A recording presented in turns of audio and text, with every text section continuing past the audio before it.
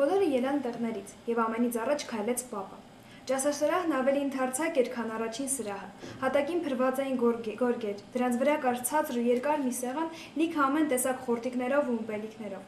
որ առաջին հայացքից դժվար էր որոշել ինչ, բայց աչքի էին ընկնում բյուզանդական կարապավից գինու սափորները, կտուցները աջ և ձախ թեքած։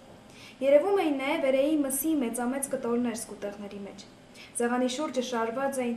գորգապատ բազմոցներ, որ ինչպես երևում էին նոր էին հարմարացրել, իսկ սեղանն այնքան ծանր էր սարքված, որ հարմար լիներ ուտել բազմոցին թեք պառկած, ինչպես սովոր էին բյուզանդացիք։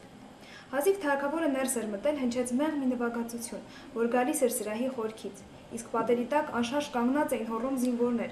որոնք նիզակներ, որոնք լայնաբերան տապարներ բռնած, ինչպես լինում են կայսերական թիկնապահները մեծ ընդհանրության ժամանակ։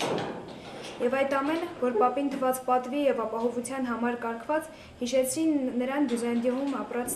օրերը, պատանեկությունը, երբ աշխարհը թվում էր վայելքի վայր, երբ ոչ ծանր մտքեր կային, ոչ ծանր հոգսեր։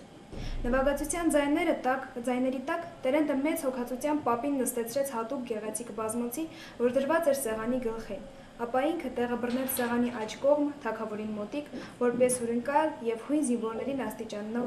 բարձր։ Այնուհետև նստեցին մյուսները, իրենց դիրքի և աստիճանի համեմատ։ Ադդե զորավարը պապի ձախ կողմը, նրանից հետո դարձյալ մի հոռոմ զորական և ուրիշներ։ Սեղանի մյուս կողմից Տերենտից աջ դարձյալ մի հույն զորական, ապա Բաթը, Երեմիան և դարձյալ հոռոմ զորականներ, իսկ սեղանի վերջում ուղիղ պապի դիմաց, որպես կրտսեր հյուրեր նստեցին գնելն ու երիտասարդ ձյունականը, աշխատելով վայելչաձևության մեջ ետ մնալ հյուրերից։ Բայց և այնպես գնել, ինչպես առաջին սրահ մտնելիս, այնպես էլ այստեղ հետաքրքիր նայում էր ամեն ինչի, թե նվագողներին, թե պատնդուս կանգնած զինվորներին, թե մանավանդ սեղանին, որ լեցում էր բազմազան ուտելիքներով։ Կային այնտեղ քարմ գետաձկներ, երեի և ամիջի միս, պտուղներ, գինիներ և շայտ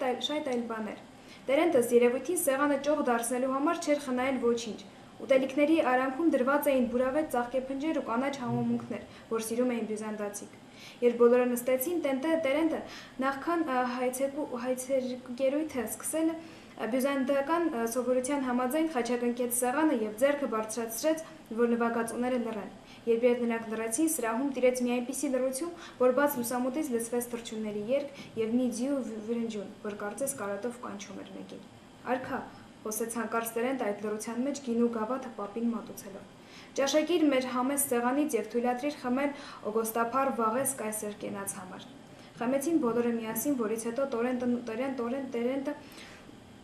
նորից նշան արեց նվագողներին, և սրանք անմիջապես նվագեցին բյուզանդական մի եղանակ, իսկ դրանից հետո սրահի մի այլ կողմում, որտեղ խմբված միատեսակ հագնված երիտասարդ մարդիկ երգեցին ինչ-որ երգ։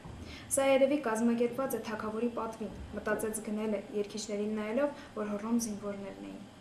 Նրանք երգում էին բարձր և երիտասարդական ավյունով, իսկ սրինգը, վինն ու թմբուկը միմյանց ձայնակցելով թվում էր ոգևորում, խրախուսում էին նրանց և ղեկավարում միաժամանակ։